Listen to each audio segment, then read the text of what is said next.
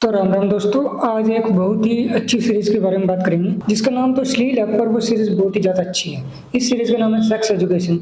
आइए देखते हैं, मजा आएगा। और ये सीरीज बहुत ही ज्यादा बढ़िया है। कल शाम मैंने इसका लास्ट एपिसोड खत्म किया और मैं चाहता नहीं था ये सीरीज खत्म हो। तो चलिए शुरू से बात करते हैं। ये सीरीज का पहला एपिसोड 2019 में आया था और ये नेटफ्लिक्स की ओरिजिनल सीरीज है। ये सीरीज मैंने भी हवस के लिए देखना शुरू की थी, पर जब मैंने इस सीरीज को देखना शुरू किया था तो ये सीरीज मेरा भी दिल ले गई, क्योंकि मेरे को लव स्टोरियां बिल्कुल भी पसंद नहीं है। पर ये सीरीज मेरा दिल ले गई। क्यों? इसके बहुत से रीजन थे। क्योंकि ये सीरीज ऐसे टॉपिक पर बात करती है जिनके बारे में कोई बात करना चाहता ही नहीं, और उन टॉपिक पर ये बिल्कुल डायरेक्ट बात करती है, ना कि इनडायरेक्टली जैसे हमारे हिंदी फिल्मों, नाटकों या वेब सीरीजों में दिखाया जाता है। जो इसका पहला सीजन था वो बहुत ही ज्यादा अच्छा था, दूसरा भी अच्छा था, तीसरा भी अच्छा था। ये चौथा सीजन थोड़ा ज्यादा स्लो था। जो ये चौथा सीजन है इसको मैंने बहुत ही ज्यादा फास्ट फॉरवर्ड में देखा। इसके कई रीजन थे, उनके बारे में आगे बात करेंगे। पहले सीजन की खास बात ये थी कि जो नए कैरेक्टर है उनको बहुत ही बढ़िया तरीके से इंट्रोड्यूस कराया जाता है, और इसके हर एपिसोड में एक तरीके से नए सेक्स के टॉपिक पर बात होती थी और उनका सोल्यूशन भी निकाला जाता था। पहले 3 सीजन तक कई कहानियां एक साथ चलती है, पर वो एक ही कॉलेज में होती है, इसलिए ज्यादा भेदभाव महसूस नहीं होता। पर जो चौथा सीजन है उससे कई कहानियां एक साथ चलती है, पर अलग अलग जगहों पर चलती है। जैसे मेव की कहानी लगाए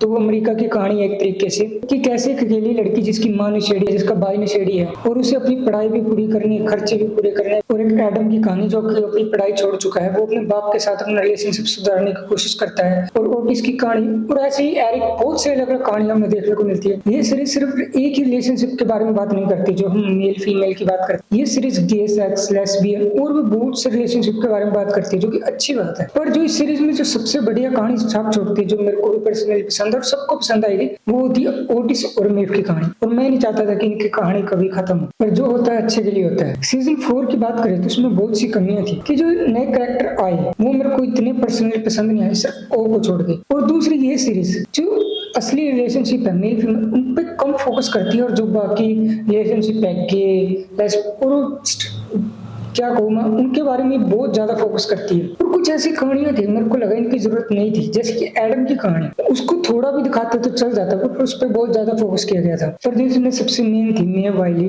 और ओटिस, उनके रिश्ते को बताया जाता है कि कैसे सीजन 3 में ये दोनों अलग हो चुके हैं और अपने लॉन्ग डिस्टेंस रिलेशनशिप को चलाने की कोशिश करते हैं, जो कि सफल नहीं हो पाता। अभी सीरीज के अंत की बात करते हैं। ये सीरीज हमें 2 बहुत अच्छी बातें सिखा कर जाती है। पहली बात ये है कि जो जिस नई कॉलेज में जाते हैं बहुत ही ज्यादा बढ़िया होता है, पर इन सुविधाओं के बावजूद भी सभी अकेले रह जाते हैं, पता नहीं क्यों। अगर आप भी कभी कॉलेज में गए होगे तो आपको पता होगा कि फर्स्ट ईयर में सभी एक साथ होते हैं, ज्यादा से ज्यादा क्लास के 2 ग्रुप बन जाते हैं बस। पर सेकंड ईयर में और बचते हैं, और तीसरे साल में बिल्कुल ही कम बच्चे आपके साथ 2 या 3 फ्रेंड ही रह जाएंगे। मेरे साथ भी ऐसा हुआ। जब मैं यूनिवर्सिटी के फर्स्ट ईयर में तो हम 30 बच्चे थे, तो 15-15 का ग्रुप रहता था। पर सेकंड ईयर में और कम, और थर्ड ईयर में तो सिर्फ हम 3 ही दोस्त रह गए थे। ऐसे ही सीरीज में होता है कि जो ओटिस है वो धीरे धीरे अकेला पड़ जाता है बिल्कुल। और दूसरी ये सीरीज में लव की बहुत अच्छी डेफिनेशन देती है कि अगर आप किसी से प्यार करते हो तो जरूरी नहीं है कि आप उसको साथ ही रहना चाहोगे। सच्चे प्यार का मतलब ये है कि वो जहां भी हो खुश हो, चाहे वो आपके बिना ही क्यों ना हो। क्योंकि ओटिस को पता था कि अगर मेव यहाँ रहेगी तो ज्यादा कुछ नहीं कर पाएगी, पर अगर वो अमेरिका में रहेगी तो अपनी अच्छी लाइफ जी पाएगी। इस सीरीज को देखते वक्त दुख तो बहुत हुआ इसका लास्ट के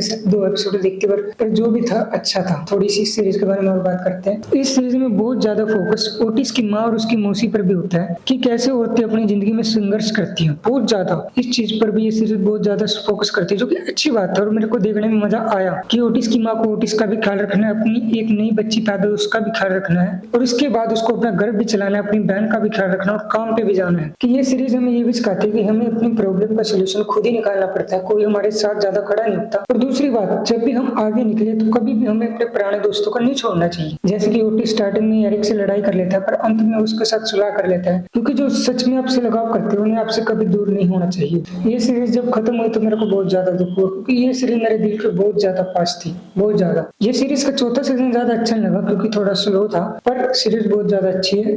पहले 3 सीजन तो बहुत ही ज्यादा अच्छे हैं। और अगर आपने ये सीरीज देखी है तो हमें जरूर बताना आपको कैसी लगी। तो आज की वीडियो में इतना है, मिलते हैं अगली वीडियो। Thank you.